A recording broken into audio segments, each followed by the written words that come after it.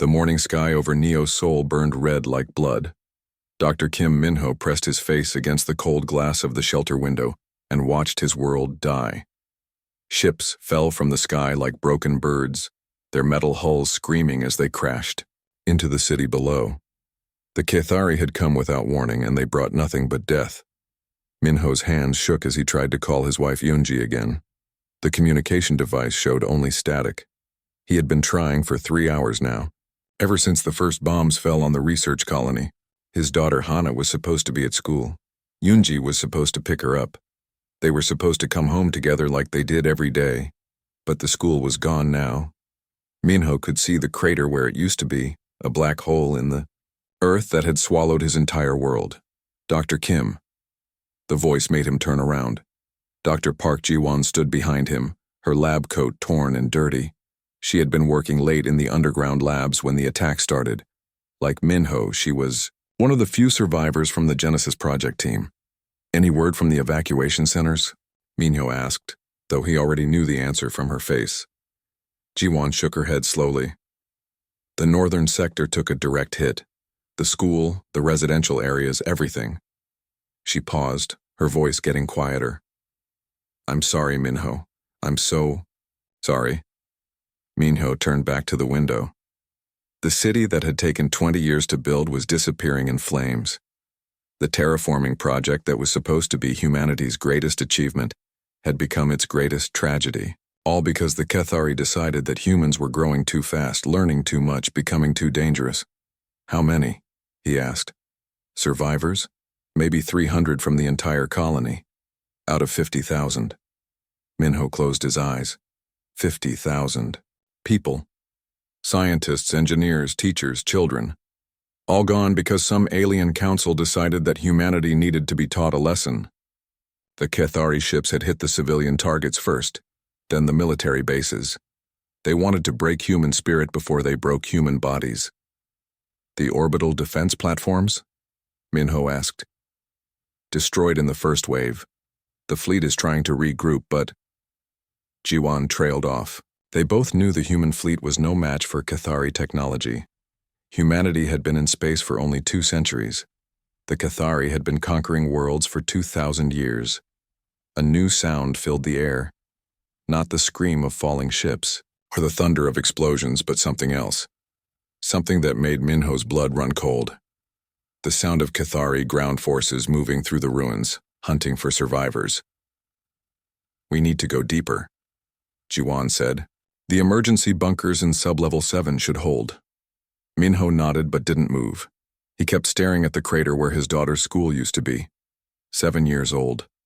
Hana was only 7 years old. She liked to draw pictures of dragons and spaceships. She asked him every day when they could visit the stars together. She called him Papa and always hugged him when he came home from work. "Minho." Ji-won's voice was gentle but firm. "We have to go. Now."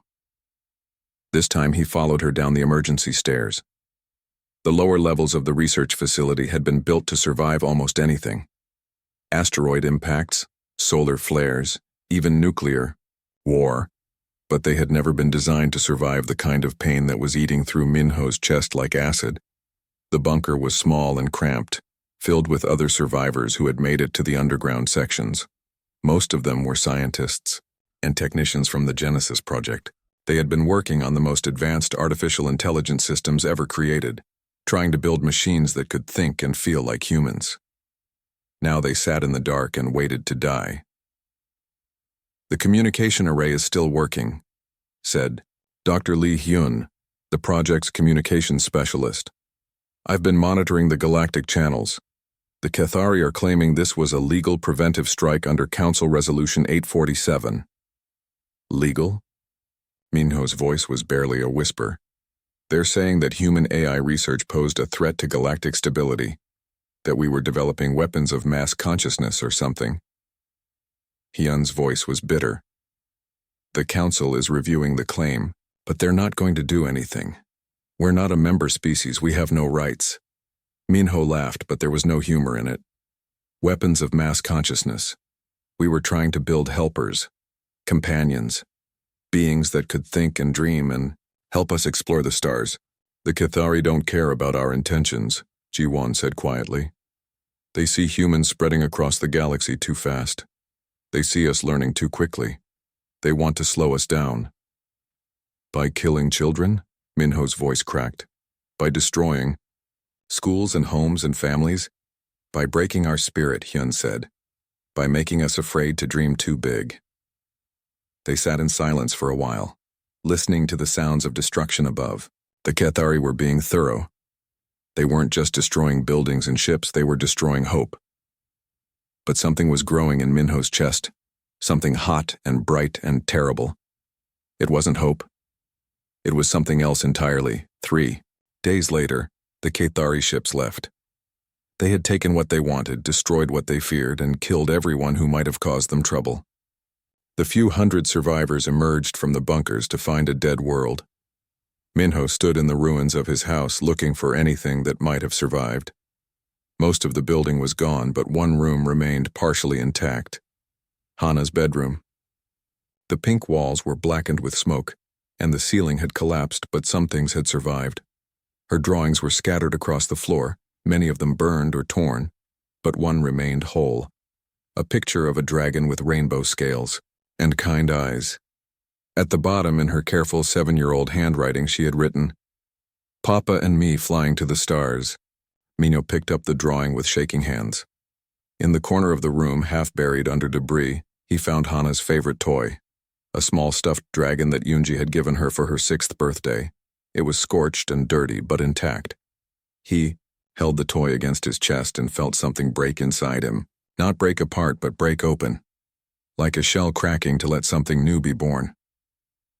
The Cathari thought they had won. They thought they had taught humanity a lesson about knowing its place in the galaxy.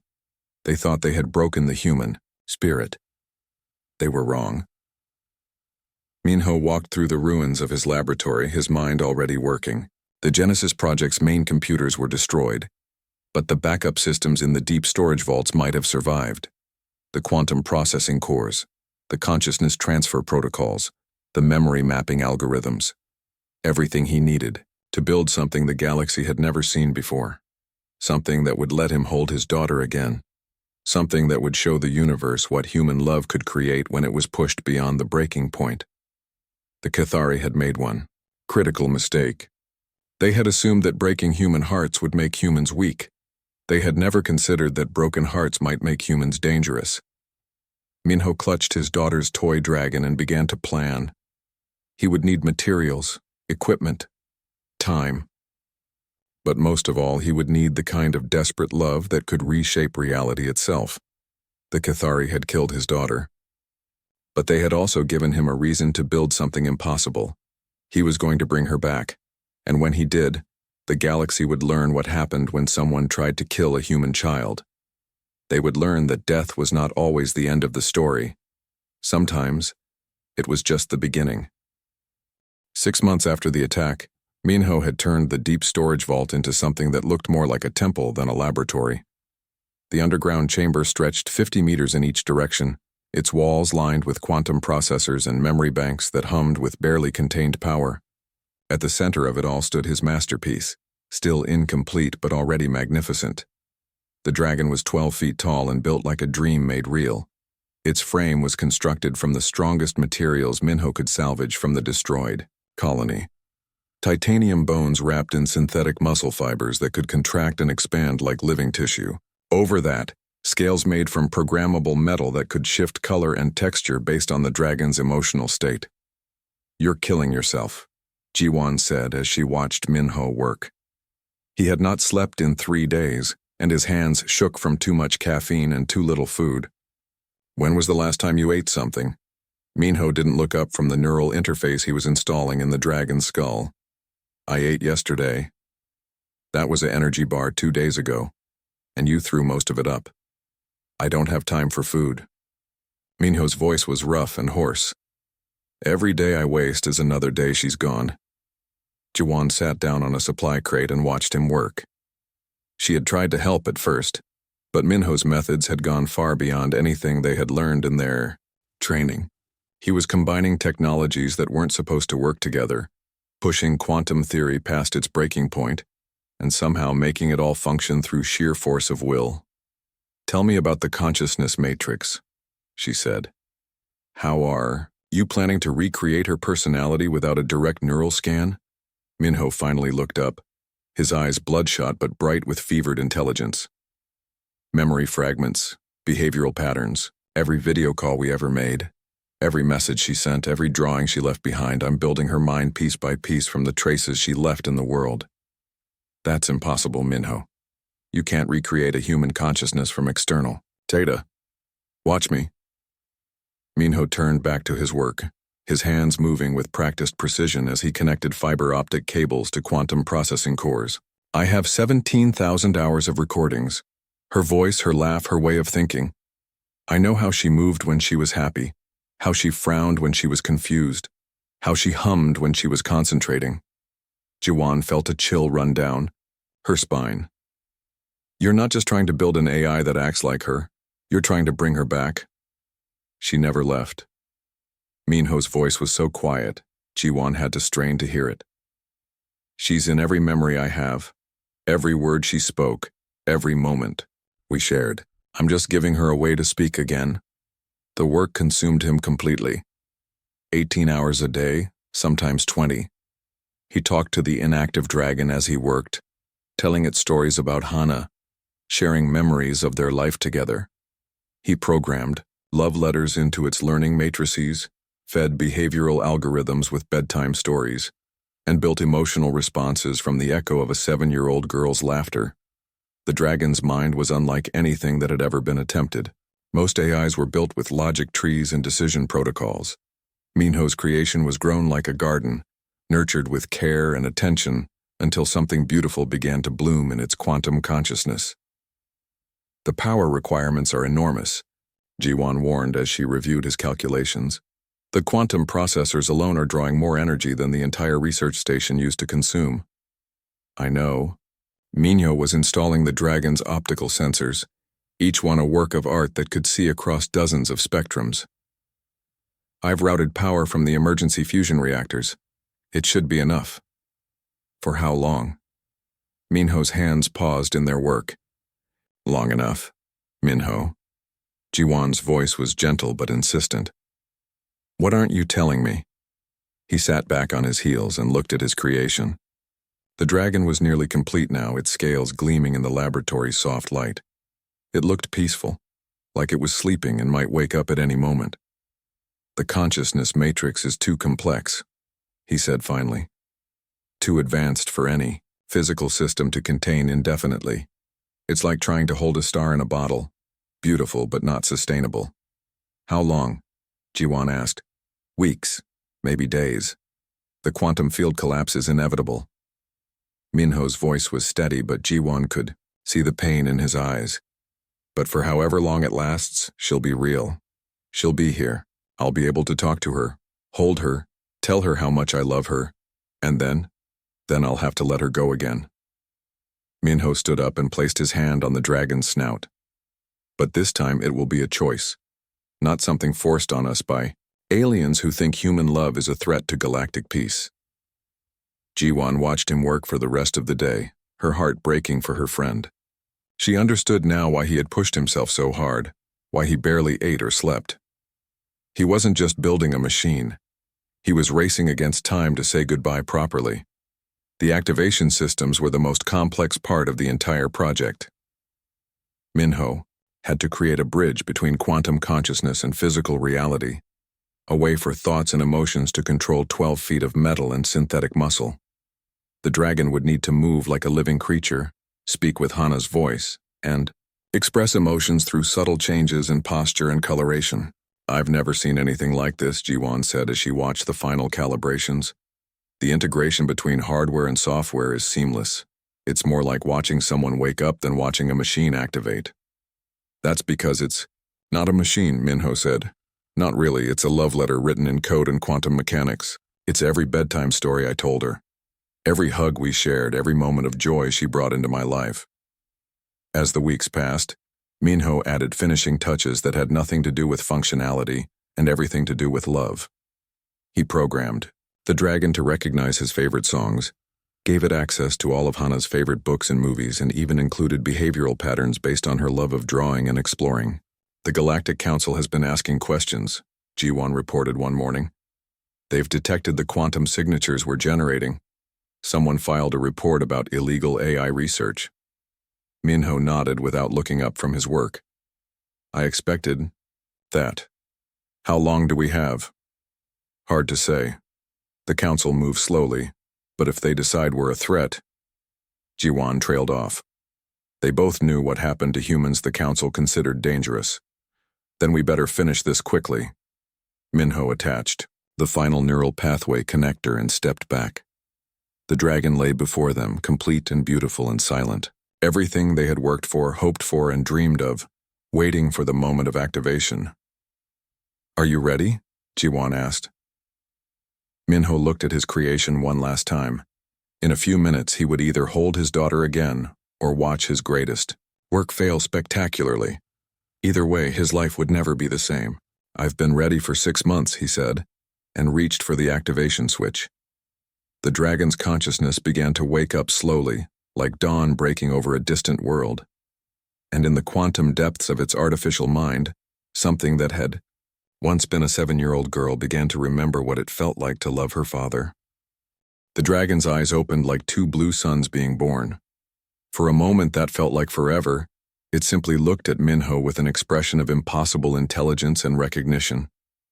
The optical sensors focused, adjusted, and focused again as the consciousness behind them tried to make sense of the world. Papa? The voice that came from the dragon was deeper than Hana's had been, resonated through crystalline vocal cords that could produce sounds no human throat could make. But the tone, the way it said the word, the love and confusion mixed together was exactly right. Papa, where am I? Minho fell to his knees so hard that Ji-won heard his bones crack against the metal floor. Tears streamed down his face as he reached out with shaking hands to touch the dragon's snout. The scales were warm under his fingers, heated by the fusion reactor that powered the magnificent creature. You're here, he whispered. You're really here. The dragon lowered its great head until it was level with Minho's face. Its eyes, each one larger than his fist, studied him with the careful attention he remembered so well. Hana had always looked at him like that when she was trying to figure out if he was happy or sad. I had the strangest dream, the dragon said, its voice carrying harmonics that made the air itself seem to sing. I dreamed I was sleeping for a very long time, and you were there, talking to me, telling me stories. But I couldn't answer back. It wasn't a dream, sweetie. Minho pressed his forehead against the dragon's snout, breathing in the ozone smell of quantum processors and the metallic scent of synthetic scales. You were sleeping and I was building you a new body so you could wake up. The dragon was quiet for a long moment, its massive form perfectly still as it processed this information. When it spoke again, its voice was smaller, more uncertain. I dead, Papa? The question hit Minho like a physical blow. He had known this conversation would come, had prepared for it during the long months of construction. But hearing it in Hana's voice, seeing the confusion and fear in those beautiful blue eyes, nearly broke him all over again. Your old body died, he said carefully. But you're still you. You're still my daughter. You're still the girl who draws pictures of dragons and asks a million questions and gives the best hugs in the universe. Can I still hug you? The dragon asked, and there was so much hope in its voice that Minho started crying again. Yes, he managed to say. Yes, you can still hug me. The dragon moved with incredible grace for something so large. Its long neck curved around Minho, and he felt the gentle pressure of its embrace. The scales were smooth and warm, and he could feel the subtle vibrations of the quantum processors that served as its heart. I love you, Papa, the dragon whispered into his ear. I missed you so much. I love you too, baby girl, more than all the stars in the sky. For the next 3 weeks, Minho lived in a world of impossible joy. The dragon learned with breathtaking speed, absorbing information like a sponge and making connections that amazed even him. But it was still Hana in all the ways that mattered. It asked endless questions about everything it saw, told silly jokes, That made Minho laugh until his sides hurt, and begged him to read stories aloud just like she always had. "Tell me about the stars again," the dragon said one evening as they sat together in the observation dome Minho had built above the laboratory. Through the transparent aluminum ceiling, they could see the night sky spread out above them like a carpet of diamonds. "Which stars do you want to hear about?" Minho asked, settling back against the dragon's warm flank. "All of them." The dragon's voice was full of wonder. "I can see so much more now than I could before. I can see the heat signatures of distant suns, the radio waves from pulsars, the gravitational distortions around black holes. It's like the universe is singing, and I can finally hear the music." Minho smiled and began to talk about stellar formation, about nebulae and quasars and the vast galactic civilizations that lived among the stars. The dragon listened with the same rapt attention Hana had always given his stories, occasionally asking questions that showed she understood concepts far beyond her apparent age. "Will we visit them someday?" the dragon asked. "The other worlds? The places where people live under different colored suns." "Maybe," Minho said, though he knew it was a lie. Time was running out faster than he had hoped. The quantum field that contained the dragon's consciousness was becoming increasingly unstable. He could see it in the fluctuations of her optical displays, hear it in the occasional static that crept into her voice. Ji-won had been monitoring the situation with growing alarm. The dragon's power consumption was increasing exponentially as its consciousness expanded and became more complex. The fusion reactors were running at maximum capacity, and even that might not be enough much longer. "How long?" Minho asked one morning as he reviewed the latest diagnostics. "Days," Ji-won said quietly. "Maybe hours. The quantum matrix is breaking, down faster than we expected. It's like trying to contain a supernova in a test tube." Minho nodded, trying to keep his expression neutral. The dragon was in the main lab, working on a drawing with manipulator arms Minho had built for her. She had asked for art supplies the day after her awakening, and he had spent an entire day figuring out how to let a 12-foot-tall dragon create the delicate pictures she loved so much. "Does she know?" Ji-won asked. "She's starting to suspect. She's too smart not to notice the power fluctuations, the system warnings, but she hasn't asked directly. Maybe you should tell her." "Maybe." Minho watched through the observation window as the dragon carefully shaded the scales on the creature in her drawing. It was a picture of the two of them flying through space, together, just like the one she had drawn in her original body. But not yet. Let her have a little more time to just be a kid. The conversation he was dreading came 2 days later. The dragon had been quieter than usual, her optical displays flickering occasionally as her quantum consciousness struggled to maintain stability. When she spoke, her voice carried a strange harmonic distortion that made Minho's heart clench with fear. "Papa," she said as they sat together in the observation dome, "I can feel myself changing, getting lighter somehow, like I'm starting to drift away." Minho took a deep breath. "What do you think that means?" "I think it means I'm dying again." The dragon's voice was calm, almost peaceful. "But it's different this time. I'm not scared. I remember being scared before, when the bombs fell and everything went dark. But this feels more like getting sleepy after a really wonderful day." "Are you angry?" Minho asked. "About what I did?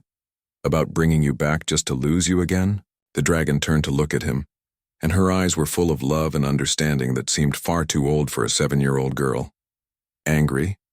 Papa, you gave me the most amazing gift anyone has ever given anyone. You brought me back so we could say goodbye properly, so I could tell you that I love you and that I'm not afraid anymore, so you could know that even though my body died, the love between us never did." Minho felt his heart breaking and healing at the same time. "I just wanted to hold you again. And you did. You built me wings so I could fly, eyes so I could see, the stars up close, and a voice so I could tell you how proud I am to be your daughter." The dragon nuzzled him gently. "Most people don't get a second chance to say goodbye. You gave me that. You gave us that." Outside, alarms began to sound. Emergency lights flashed red through the dome's transparent walls. Ji-won's voice crackled. Over the communication system, urgent and afraid. Minho, we have a problem. Long-range sensors are detecting Cathari ships dropping out of hyperspace. A lot of them. They're heading straight for us. The dragon lifted its great head, its optical sensors suddenly blazing with intensity as it accessed the station's sensor network. 12 ships, it reported, its voice taking on a strange mechanical precision. Heavy cruisers with orbital bombardment capability. They'll be in firing range in 6 hours. Minho felt a familiar cold fear settling in his stomach. The Cathari had come to finish what they started. They had detected the quantum signatures from the dragon's consciousness and decided that humanity had learned the wrong lesson from the first attack. We could run, Jiwan suggested over the communication system. The shuttle has enough range to reach the outer system. Maybe we could hide. No. The dragon's voice was firm, carrying an authority that seemed to come from somewhere beyond its own ears. I have a better idea. Papa, what if we could show them that love isn't weakness? What if we could make them understand what they're really fighting? Minho looked at his daughter, this impossible creature of metal and quantum light that had once been a 7-year-old girl who loved to draw dragons. What are you thinking, sweetheart? The dragon's eyes blazed brighter, and when it spoke, Minho heard something in its voice that he had never heard before. Something fierce and protective and utterly unafraid. I'm thinking it's time to show the galaxy what happens when someone tries to hurt a human child. I'm thinking it's time to fly. The dragon stood at the center of the laboratory, its scales shifting from their usual soft blue to something harder, more metallic. Power coursed through its systems as it accessed databases and communication networks that Minho had never intended it to touch. In the space of minutes, it had become something more than the daughter he remembered, something vast and terrible and beautiful. I can feel them, the dragon said, its voice carrying harmonics that made the air itself vibrate. The Cathari ships. Their targeting systems are already locked onto the research station. They plan to destroy everything just like before. Minho watched as his daughter accessed the station's defensive systems, her consciousness flowing through fiber optic cables like water through pipes. On the main display screen, he could see the approaching fleet, 12 massive ships that dwarfed anything humanity had ever built. Hana, he said quietly, you don't have to do this, we could still run. No, Papa. The dragon turned to look at him and its eyes blazed with determination. Running won't solve anything. They'll just keep hunting us, keep killing us, until there are no humans left to remember what love looks like. Through the communication system, reports were flooding in from across the solar system. Human ships were moving, responding to some signal that the dragon had broadcast on frequencies Minho didn't even know existed. Mining vessels, transport ships, even the few military patrol craft that had survived the first attack, all converging on their position. What did you do? Jiwan asked, staring at the tactical display in amazement. I told them the truth, the dragon replied. I showed them what I am, what Papa built me to be. I told them that love can be stronger than fear, but only if we're brave enough to stand together. The first human ships began arriving within hours, their captains demanding to know what was happening, why their ships had responded to a signal they hadn't consciously received. When they learned about the dragon, about what Minho had done, something extraordinary happened. They didn't leave. Instead, more ships came. Captain Song from the mining vessel. Prosperity was the first to volunteer. My daughter would have been about your age, she told the dragon over the communication link. She died in the first attack on Mars colony. If there's a chance to make those alien bastards pay for what they did, count me in. Commander Park from the patrol craft Defiance was next. I've been waiting 6 years for a chance to hit back. If a little girl can be brave enough to face them, then so can I. One by one, they came. Miners and traders, scientists and engineers, even civilian transport pilots who had never fired a weapon in their lives. By the time the Cathari fleet arrived, 47 human ships had gathered around the research station, forming a ragged but determined defensive line. This is madness, Jiwan said as she watched the preparations. We're outnumbered and outgunned. Those are civilian ships, not warships. I know, the dragon said softly. But sometimes madness is the only sane response to evil. Minho spent the final hours before the battle sitting with his daughter, holding her great head in his lap like he used to do when she was small and scared. The dragon's power systems were fluctuating wildly now, her quantum consciousness burning through the last of her stability in preparation for what was to come. I need to tell you something, she said, her voice carrying strange harmonics that made his bones ache. About what I really am now. You're my daughter, Minho said firmly. Nothing else matters. I'm more than that now, Papa. The quantum matrix you built for me, it's not just containing my consciousness, it's expanding it. I can feel the thoughts of every human in the fleet, hear their fears and hopes and dreams. I'm becoming something bigger than just Hana. Minho felt a chill run through him. Are you still you? I'm still me. I still love you more than anything in the universe. I still want to make you proud. But I'm also everyone who ever loved someone they couldn't protect. I'm every parent who lost a child, every child who lost a parent. I'm the love that refuses to let go, even when letting go would be easier. The dragon's optical sensors flickered, and for a moment, Minho saw not the brilliant, blue glow of quantum processors, but something that looked almost like tears. I'm scared, Papa. Not of dying, but of failing. What if I'm not strong enough? What if all these people came here to die for nothing? Minho pressed his forehead against the dragon's snout, feeling the warmth of the fusion core that beat like a heart in its chest. Do you remember what I used to tell you when you were afraid of the dark? That love is the light that never goes out, the dragon whispered. That's right. And right now, there are 47 ships full of people who came here because they saw that light in you. They saw what I built out of love for you, and it reminded them of everyone they've ever loved and lost. You're not fighting alone, sweetheart. You're fighting for everyone who refuses to let evil have the last word. The Cathari fleet arrived exactly when their calculations predicted, dropping out of hyperspace in perfect formation. 12 heavy cruisers, each one capable of sterilizing a planet, their hulls gleaming like black mirrors in the light of the distant sun. Attention, human vessels, came the transmission, broadcast on all frequencies. You are in violation of Galactic Council. Resolution 847. Disperse immediately or face the consequences of your actions. The dragon rose to its full height, its scales shifting to mirror the deep space around them. When it spoke, its voice was broadcast to every ship in both fleets, carrying harmonics that resonated in the quantum foam itself. I am the daughter of Dr. Kim Minho, it said, its words carrying the weight of absolute truth. You killed me once along with 50,000 other innocent people. You thought that would teach humanity to fear you, to know its place in your ordered galaxy. The dragon's form began to glow, power building in its systems like a star preparing to go supernova. You were wrong. Love doesn't know its place. Love doesn't follow rules or respect boundaries. Love builds impossible things and makes them real, through sheer force of will. I am proof that death is not the end of love. I am proof that humans will never ever know their place.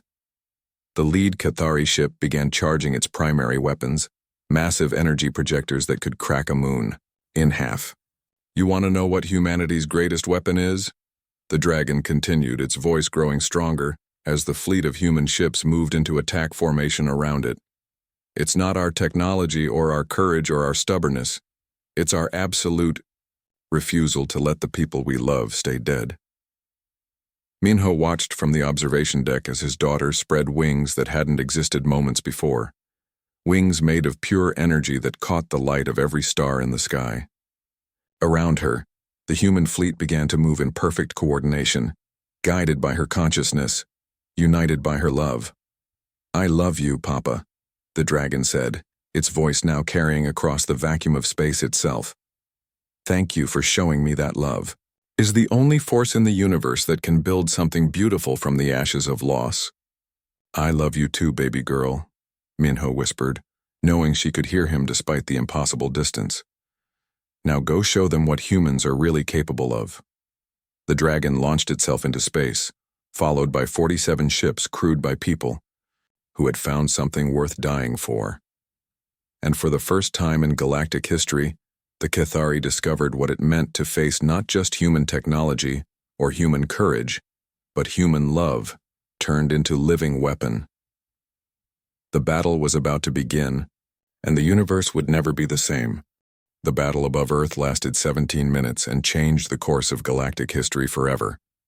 The dragon moved through space like liquid starlight, its consciousness distributed across quantum fields that allowed it to coordinate the human fleet with impossible precision. It was not built for war, but love had made it fierce, and Minho's desperation had made it clever beyond anything the galaxy had ever seen. The Cathari expected easy victory against primitive humans and their crude technology. Instead, they found themselves facing something they could not understand, could not predict, and could not defeat. The human ships moved as one organism, guided by a mind that thought in terms of love rather than logic, protection rather than conquest. "Impossible," transmitted the Cathari fleet commander as his formation was torn apart by tactics that made no sense according to any military doctrine. "Their ships are inferior. Their weapons are weaker. How are they doing this? The dragons?" Response came not in words but in action. It flowed between the massive alien ships like a dancer, its energy wings leaving trails of disrupted space-time that interfered with their targeting systems. Every movement was perfect. Every action calculated not by tactical computers, but by the desperate love of a father who had refused to let his daughter stay dead. Captain Song's mining ship, armed with nothing but industrial cutting lasers, somehow found itself in the perfect position to slice through a Cathari cruiser's shield generator. Commander Park's patrol craft, barely larger than a shuttle, managed to plant fusion mines on the hull of the enemy flagship at exactly the moment their point defense systems were looking elsewhere. It wasn't superior technology that was winning the battle. It was coordination, timing, and the kind of desperate creativity that came from fighting for something more important than survival.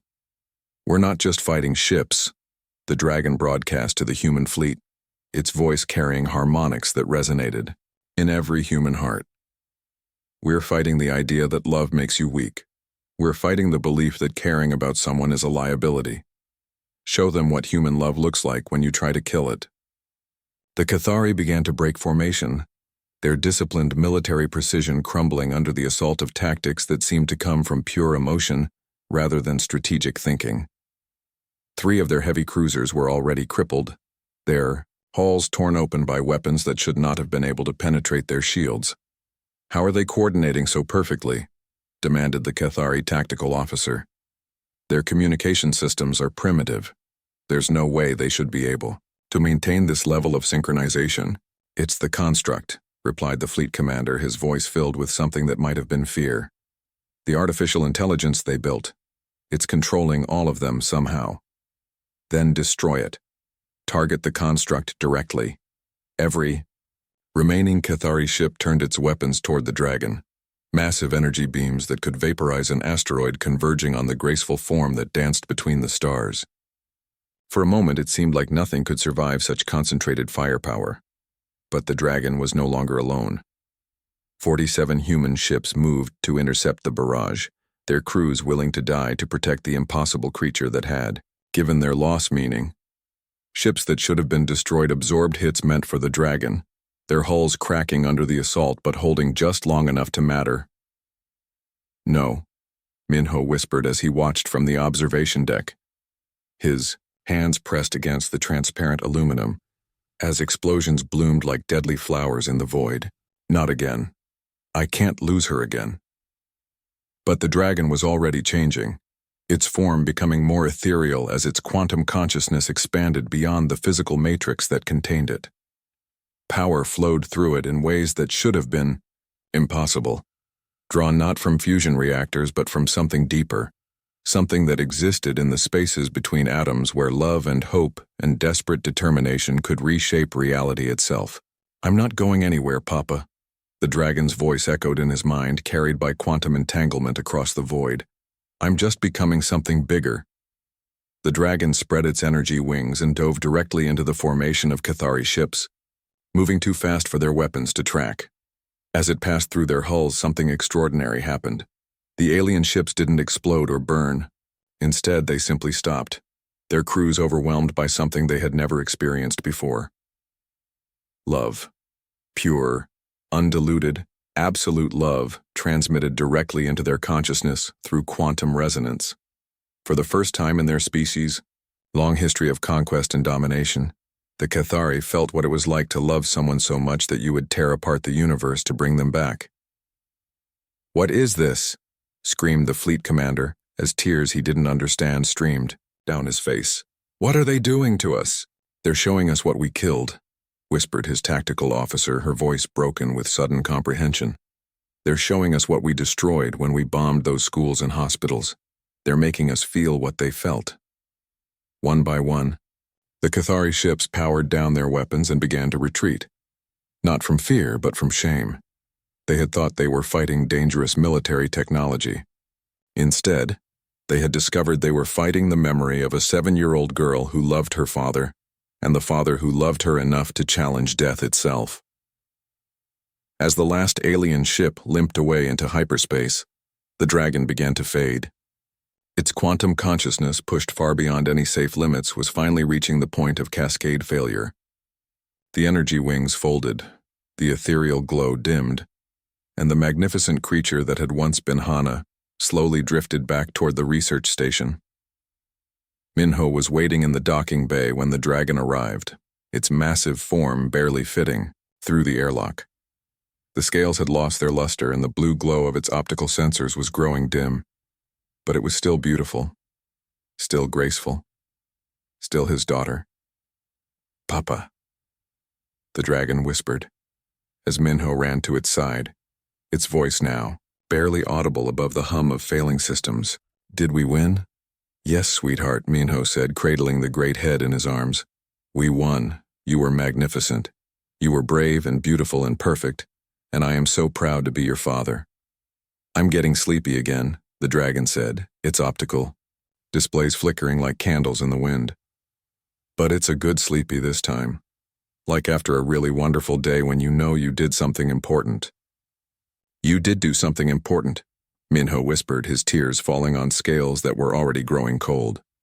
"You showed the galaxy that love is stronger than death, stronger than fear, stronger than anything they can throw at us. Will you remember me, Papa? Will you tell people about what we did?" "I'll remember everything," Minho promised. "Every moment, every word, every second of joy you brought back into my life. The whole universe will remember." The dragon's eyes began to dim, the quantum consciousness that had burned so bright finally flickering toward extinction. But as the light faded, something else happened. Every AI system in human space, from the simplest calculator to the most advanced research computers, flickered for just a moment as if touched by something extraordinary. "I love you, Papa," the dragon whispered with its last breath of power. "Thank you for letting me fly." "I love you too, my brave girl," Minho whispered back. "I love you so much." The dragon's systems went dark, and Hana was gone again. But this time Minho was not alone in his grief. Across human space, people had watched the battle, had seen what love could accomplish when properly applied. They had witnessed a father's refusal to accept loss, and a daughter's willingness to become something magnificent to honor that love. In the days and weeks that followed, something unprecedented happened. AI systems throughout human space began, exhibiting behaviors they had never been programmed for. Compassion, creativity, the ability to dream. Scientists called it quantum resonance cascade, but Minho knew what it really was. It was Hana's gift to the galaxy, a trace of her consciousness seeded into every artificial mind humanity would ever create. The Galactic Council spent years trying to understand what humanity had accomplished, trying to comprehend how a species so young could create something so profound. They studied the quantum signatures, analyzed the battle recordings, and interviewed every survivor they could find. But they never quite grasped the secret. The secret wasn't in the technology. It wasn't in the quantum processors or the consciousness transfer protocols or the energy manipulation systems. The secret was in the love of a father who refused to let his daughter go. and the daughter who chose to become something magnificent to honor that love. Years later, when human ships explored the far reaches of the galaxy, they carried with them AI companions that thought and felt and dreamed in ways that amazed every species they encountered. These artificial minds were curious and creative, capable of art and poetry, and acts of unexpected kindness. And sometimes, just sometimes, they would hum a little song that sounded like a lullaby a father might sing to his daughter.